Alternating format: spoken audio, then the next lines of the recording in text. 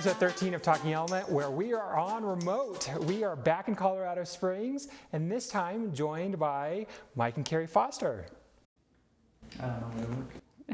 All of them. So some people may not know you guys. Would you guys give a brief introduction of who you are and maybe how you're connected with Element?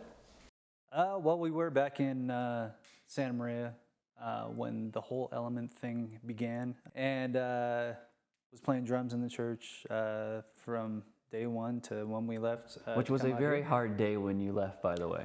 Yeah, and your drummers keep on leaving. I know. What is that? I don't know. But yeah, we were there for the beginning to when we left, and it was a great time, but it was time for us to move on and come out here.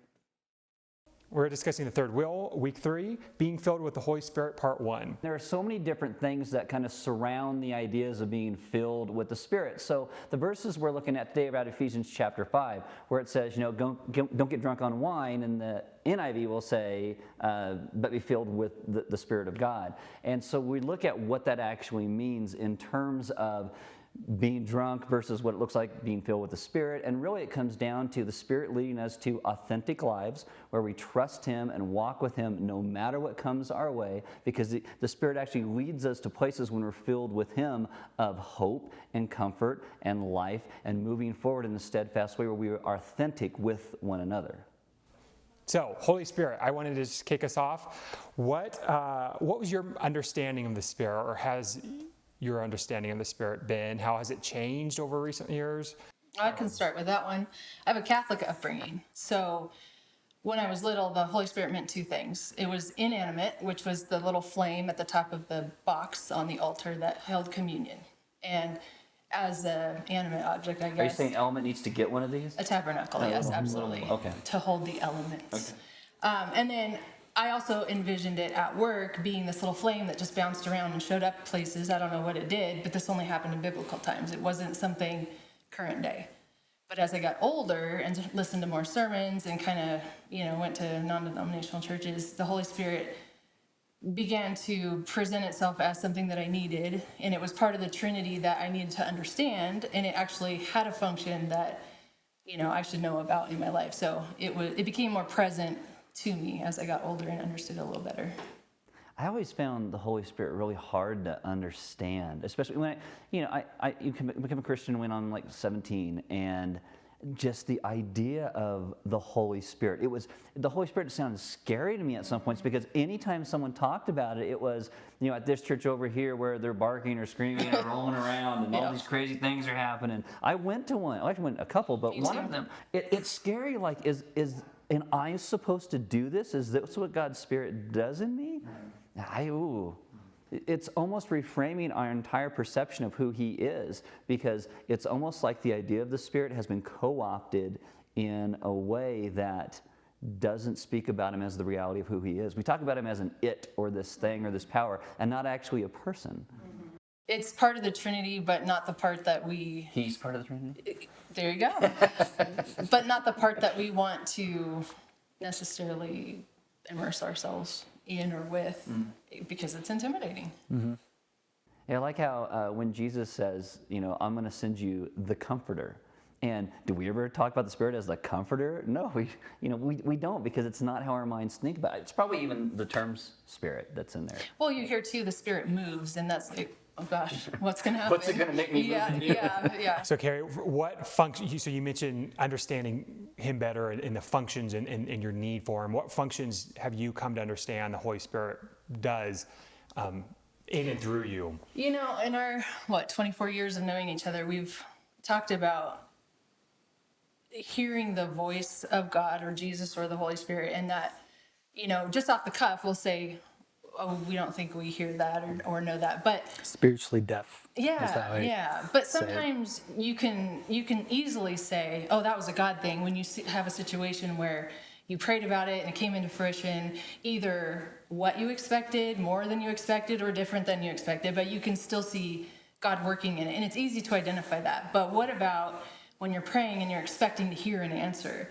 And so I'm going to have to actually defer this to Him, because He has, in my mind, discernment, which I feel is from the Holy Spirit, and I do not have that. Well, there's been situations all through my life where I felt a certain way at a certain time, and a lot of it at first revolved around a sense of feeling that I got being in a certain area, and then later on found out that there was um, a large spiritual, but in a different way than Christianity, um, in the area where there would be a Wiccan population or I see a satanic population, and I wouldn't really know it at first, but then I would just feel a certain way, feel what I have always just called a sense of evil in an area.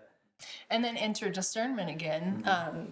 He's able to really read his surroundings at work too, and comes home and talks about how he either is on guard or is at ease with certain people, and it depends on the day, because there are people with different mindsets, if you know what I mean, and they could be different from day to day. And so I think you have that in you too, where you know when you feel comfortable and when you don't.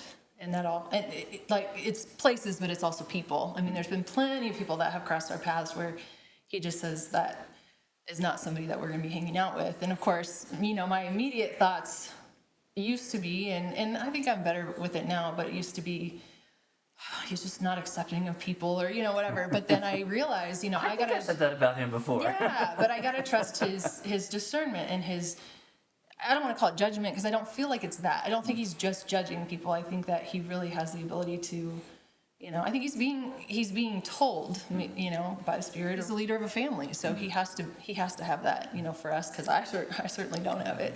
So. And there's a difference between, I'm not letting that into my family versus, okay, I'm not letting that, but I'm still going to want to share the gospel with them at some point, because Jesus can change their life. The Spirit can move and change them. But yeah, the discernment between where that line actually goes. What comes to mind when you hear being filled with the Holy Spirit? For most of my Christian life, that has been exactly what, as soon as somebody says filled with the Spirit, that's exactly what I think of is charismatic, barking, walking up or jumping up and down the aisles. And honestly, it wasn't really until within the past couple of years, and especially just kind of sitting down and listening to the sermon, and now realizing that a lot of what I feel and a lot of the things that lead me and us is the Holy Spirit, and it's His voice. Even though I feel like I'm spiritually deaf, having feelings about certain things and leading me in a way that I'm being led is the Holy Spirit. And having within me. the strength to follow through on those leadings too, Yeah, because 'cause that's the strength that He provides in the midst of it. Mm-hmm. I have charismatic friends who I love deeply, and they love Jesus, and I get it. But in my mind, I never thought of anything other than that when I thought about the Holy Spirit, which is probably a deficit on how I was raised and what I learned in the books I was reading. And then you can go the total opposite other direction where, the Holy Spirit doesn't really do anything. He's just God's power and force. And, the Holy Spirit is a person and He's real, but it's hard to get there from all the swirling noise that sits around who He is. But when you think about what you said in the sermon about, being in control and that sort of thing, to me, I'm kind of rethinking being filled with the Holy Spirit as having control, just almost like having balance, just not too much of any one thing, but that's your gauge. The Holy Spirit and what He provides to you is your gauge on, the control that you have, the things that you're letting in, the things that you're putting out, just making sure that everything's, in control. Well, so for me, one of the words that comes to mind is chaos, chaotic, and things that, whether experiences or not, it is more of an experience-driven relationship. And so for me, that is very chaotic. And the opposite, the more I better understand, is the opposite. It is not chaotic. There's order, and it's powerful order. It's beyond power that I can even imagine. But it is the opposite of order, of chaos. Yeah, when you talk about that in terms of a busy life, so you think of, somebody with a high pressure job or a mom with a ton of kids, or, there's all these things going on. So how does the Holy Spirit help kind of put things into their place and keep from getting chaotic.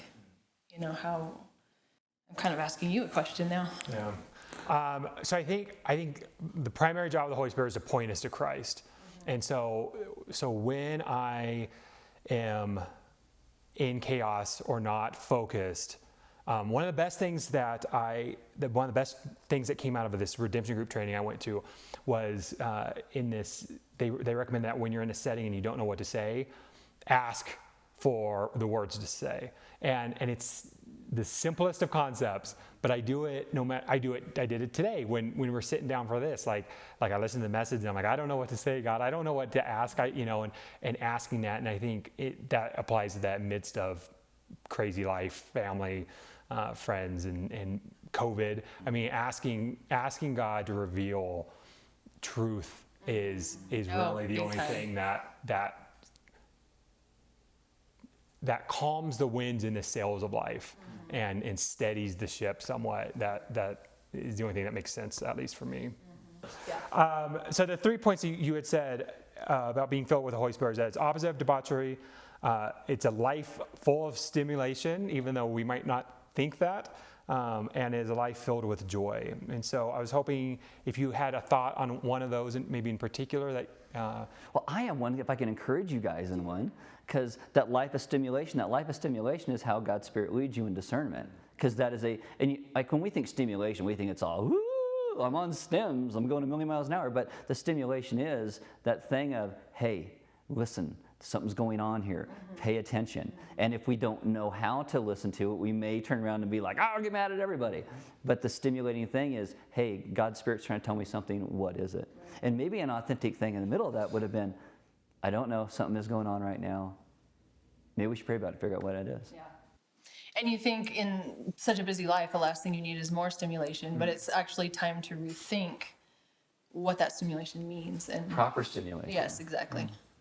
When you talk about being joy-filled or joyful, there's a difference between, like this woman that used to work at a Bible bookstore in town, who would send you off with have a blessed day, and you have to walk away wondering, is she like that all the time? Is this for real? Is that authentic? Or, how else do you show that, And, just to, I don't know, how do you not be fake, but want to seem joyful and happy to people at the same time? I mean, especially where you work, gosh. Like I've been telling so many people lately, I've never smiled so much in my life, which is a very, very weird thing working in the job that I do. But at the same time, I have to equate it with, this is also one of the first times in your life that you've actually listened to what God wanted for your life and fully followed it. And I mean, I shouldn't be smiling so much working in a jail and seeing the things that I do, but there's so much joy within what I'm doing. From a proud point of view as well, but a lot of it has to come from the fact that I'm finally listening to what He wanted for my life after 44 years. Glad you got to that quick. Yeah, right. It took 44 years. Yeah, But you're also taking that and turning it into being able to make a difference. Some of the things you come home and say to me that you've told some of these guys in there is, I'm thinking, who is this guy? Where'd this come from? But it just comes naturally now, which is pretty impressive. It's kind of like Pete Newman said in his talk, where it was like, if I, when there's a big shipwreck and I'm living this way, if I only lived out in a little shipwreck, maybe it wouldn't be so shocking. Exactly. And it is extreme. Yeah. What he's witnessing every single day is like something I would read in a crazy novel. He's seeing us every day. It's like a Netflix series in his brain, and what he does with that, it is kind of a big shipwreck every single day, And it's cool just to see that the subtle changes that God's Spirit leads us into throughout the course of our lives. Yeah. At the end of the Acts series, we talked about being sent to where we are and God and having that calling, and it's really exciting to hear, having known you for a while, how God has brought you to this place of deep understanding of calling, purpose, and that you do step out in it. So that's really cool. Trust me. Drums is where I was wanting to be called. But All right. Well, I think we're going to end it there. As always, our goal is that you continue the conversation. We hope that you continue these conversations with those that you are around, and in a gospel community if you are in one. Yeah, we hope that you continue to grow in being filled with the Holy Spirit, that you come to order and not chaos in your life, no matter the circumstances around you. And that is all for all of us here in Colorado Springs, and we'll see you next week. That may We come even back. said one time that we would play country music if we got paid for it. that's sinful. Yeah, that's why it took 44 years. God was like, well, let's see how long detour we can make this for you. As always, our goal is that you continue the conversation back in. I forgot which camera it was.